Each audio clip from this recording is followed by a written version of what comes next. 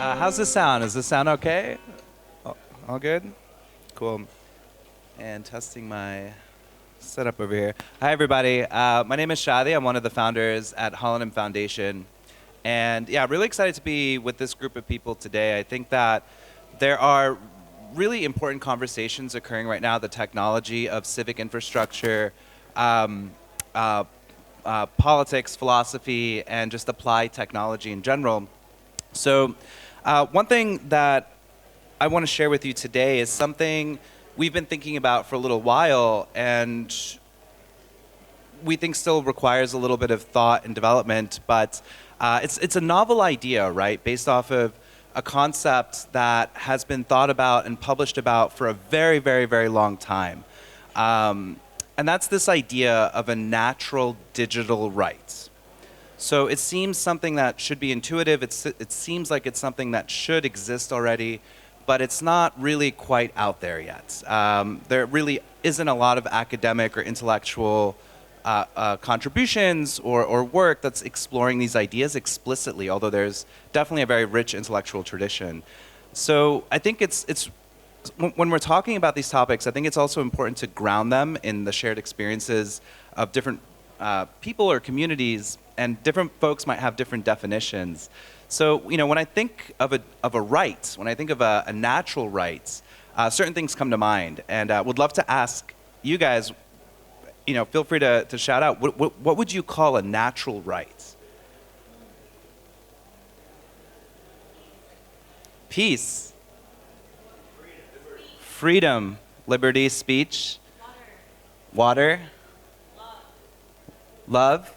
And what really makes these rights natural? What makes them really something that can be guaranteed, that are inalienable, that are universal, that can be considered irrevocable by any institution? That's something that's a big open question, and something that, let me grab my clicker here, something that thinkers have been thinking about for a really long time. But I want to present a very general framework for what I want to cover today as related to the things we care about altogether, which is how do we fund public goods infrastructure, how do we come around commons like water, global commons around peace, around freedom to information and access to information and free speech. And so one thing I really want to explore is this idea that all of these commons that we discuss in these relationships, whether it's for Earth or whether it's for political stuff or civic stuff, these are all going to be rooted in the relationships that people have with each other, their environment, and with the power structures that exist, whether those power structures are other people or power structures that are intrinsic to nature. And these ideas stem back to philosophers like Thomas Aquinas, right, who in a lot of ways was a radical at his time, in his time, where he basically was like, okay, well, you know, the natural law is this idea that anything that is natural to humans is considered ethical. And what's considered natural is it's based off of reason. So if we can reason and rationalize our actions and behavior, then these are ethical, these are ethical, guaranteed, universal rights or actions or affordances. There's a lot of problems with that, right, as we've seen in the 20th century and today as well. But Thomas Aquinas really, he made this relative, he set these natural rights relative to the existing power structure as he saw in his time, which is appealing to the mysteries of the universe and the stuff that you really can't explain. And you know, what was that back like around the Byzantine Empire times, which is like he appealed to theological principles. He was like, all right, well, there's supreme law, which is decided by God, and whatever God decides, we deal with that. If God decides that, you know, water is a right, then we'll have that. If God takes it away, then so be it. If God decides that there's animals for us to use for food or farming or, you know, subsistence, etc., then that's great. But if God decides to punish us, well, you know, then our natural rights are always going to be relative to that. So when we think of so when we think of these like natural rights, there's always this relative placing of them to power. Now, what's interesting is when we start thinking about thank you.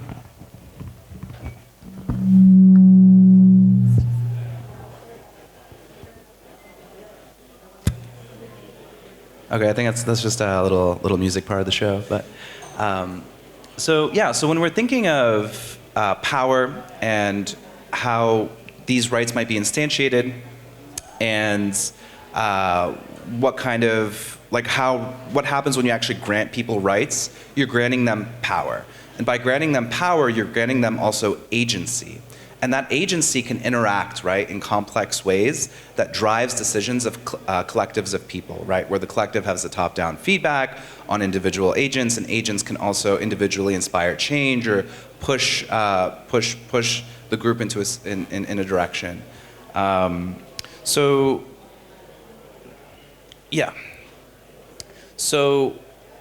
as we were as some folks shared with us, okay, access to information, peace, water, things that we all take for granted, sure, they're natural. Maybe we can reason about them. We can rationalize that these rights should be available for everyone, right?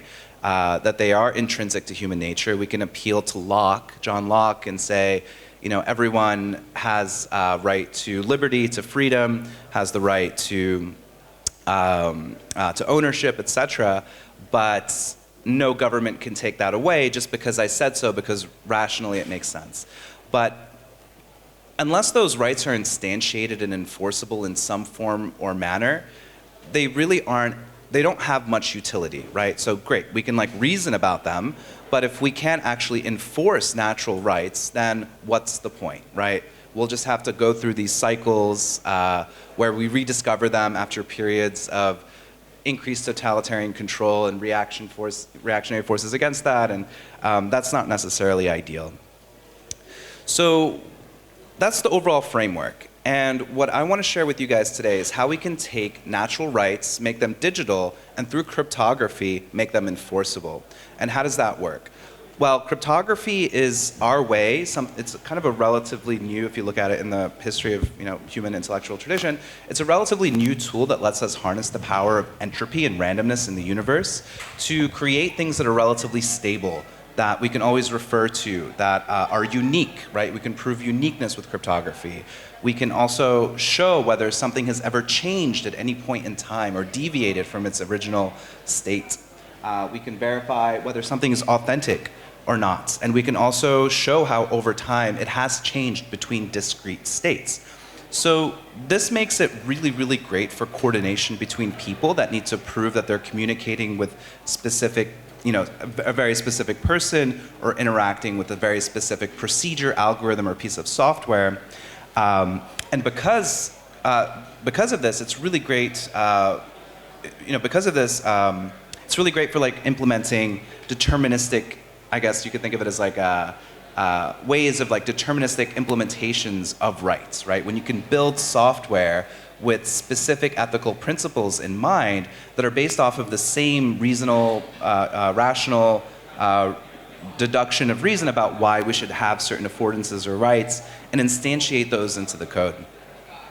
So at Holonym Foundation, we're making digital human rights real, and the way that we're doing this is by granting every human a cryptographic key that only they can control, and we're going to show how this can be used to unlock digital rights for privacy, security, ownership, and most importantly, personhood in a digital sphere. So we have a couple different protocols I want to walk you through that unlock some portions of this, and it's by no means a complete coverage of what's needed to really take us there. But we start with keys, we add security to those keys, and then from those two, we can generate identity that grants us the ability to prove civic status, to prove other facts about ourselves. So let's start off with human keys. Why are they keys and why are they human? So they're keys because with these quote-unquote keys, you can unlock digital experiences, software, ownership that are uniquely attributable just to you or the permissions that you've delegated or approved of in the past. So, and we call them human keys because we think of these keys as very different from how typical cryptographic keys work today, which are derived from randomness. And that's because these keys are often used for communication between servers, to authenticate an email, or to make sure that the WhatsApp message you're sending really is coming from that phone number. So randomness is great when you're putting this stuff out into the back end and you really don't care what the user experience looks like, and you can actually store those keys on a server somewhere and actually somebody else is in control of that, right? But when we want to make these keys something that are as, let's see, how should I say, are as natural or intuitive, for every single person as, say, double-clicking something or turning a doorknob, right? Some sort of naturalistic human behavior. We have to think about ways how we can make those keys in default ownership of that person at any point in time, even though they might not have the key on their physically on their personhood. So the way we think about it is we can derive human keys from human-friendly data. So human data would be things like what you are. It could be like your face, how you move, your gait, your biometrics. It could be what you have. It could be something very special that you carry with you all the time, like a key, like an actual hardware key, or it could be some other piece of say, entropy generating artifact like a special quartz crystal that diffracts light in a certain way. It could also be what you know. It could be a stable thought pattern that only you know, that you could present to some device or authentication service that you could use to derive this key. So what this means is, as long as you have a system that you can interact with, you can present this human data to it and derive this key no matter where you are, no matter what your situation is.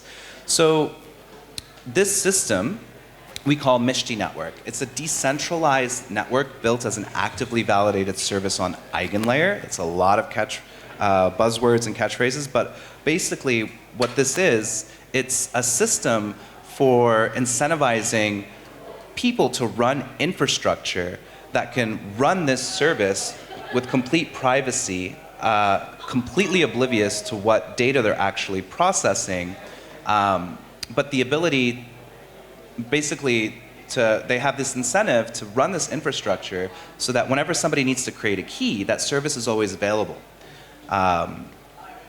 So great, we can create keys. That's really, really great. If we can create keys from individuals and those keys are persistent and you can grab them at any time, they're recoverable, you can't lose them, that's great. But it's only one piece of the puzzle.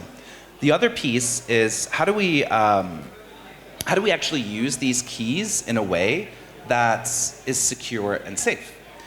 And it's a really difficult problem, right? If you follow anything in the decentralized world space, you know that whenever you give people ownership of their own keys, you invite them to become an attack point for malicious or bad actors, whether it's bots or scammers or fraudsters or nation states that try to extract that key or convince you to use your key in ways that you shouldn't. So there is a solution to this, and I think it's something that's been around for a little while but hasn't seen adoption quite yet, and that's called two-party computation, or 2PC. The way 2PC works is the human key, or any key really, is just one half of an authentication scheme. So on one side, you derive your key from a resilient decentralized network, and then when you want to sign or do something with your key, you query another service or network to basically double check your work. So the way that it works, without going into too much detail, is now you have these two separate decentralized networks that are non-inclusive, that can't interact with each other in any way. We're able to derive a key from one of these networks, and then with the other network, we can implement things like transaction simulation, or things like AI-assisted prediction of the action that you're performing when you sign that transaction, or when you authenticate or click a button on the internet with that key, in ways that you can't see, because all of the sophistication of the internet is often boiled down to like really simple UX patterns, and we don't really know what's happening on the back end. So the ability to second check what you're actually doing, to check the provenance of the code that you're interacting with, that's something we can put, we could put it on another server, but even better if we could put it into another network that can check to make sure if that server is always behaving properly, or if other nodes in that network are always behaving properly. And so all of these things come together into a very elegant user interface that we've designed that can be embedded anywhere. So this is how we get human keys into every single application on the internet, by providing a very simple iframe that in a few lines of code can be embedded on any website, any application, and that abstracts away a lot of these issues without sacrificing security because we're implementing this 2PC scheme. And once we have this elegant UI, once we have this way of securely and privately deriving these keys that we can't lose, that we can use on a day-to-day basis, we can build identity primitives on top of that. So we can do things like taking a passport, tapping it to our phone, and without any permission, aside from getting the passport in the first place, prove our civic status or prove our unique personhood. And that's just the tip of the iceberg. So we're really interested and motivated, and I should say like absolutely crazy about this idea where the intrinsic humanity that defines us should be where we root our security when interacting with digital systems. And we won't stop until we get to a point where we feel we can implement actual software or protocols where digital rights are instantiated into their base, OS, into their base specifications, and where decentralized networks can provide a sort of resilience for these hardened digital rights that are truly inalienable, that are truly universal and fundamental. So, yeah, that's a lot to take in. If this is interesting to you, or if this kind of gets you thinking about some stuff, there's tons of ways to get involved with this project. Whether you're a builder, a funder, an aid organization, come talk to us. We're really interested in what you have to say. And you can check out and learn more about us at holonym.id. Thank you.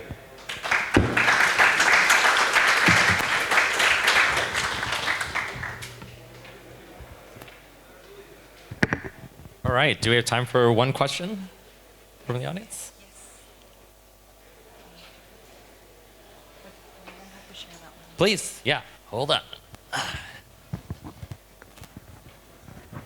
Thank you, really great talk. Yeah, it feels to me like you're in a similar sort of space, but tackling a different problem to like ZK proofs and that kind of world. And I'm just curious, like, what sort of integrations you're looking at, or if there's any work in that area. Sorry, I'm bearing back forward. Of course, thank you. So we're pretty wide, and the way that we're thinking about it is building really base infra that can underscore, like, just really root the security and trust assumptions of specific use cases. So we actually just concluded a hackathon with Funding the Commons Builder Residency, and we were really interested in folks that are building novel ways of thinking about how do we issue with privacy and robustness a universal personhood credentialing system where no matter where you are, where you're from, what's your history, whether you have government IDs or not, or have a government even, can you still prove some base level facts that can qualify you as like a base digital citizen? I think that stuff is really cool. And then on top of that, in general, like unstoppable civic infrastructure. So civic infra that no matter what happens, no matter where you are in the world, that you can still participate in collective decision making with other people that are part of your group, I think are really cool use cases. All right, one more round of applause for Shady. Thank you so much. Can we get Chris on the stage?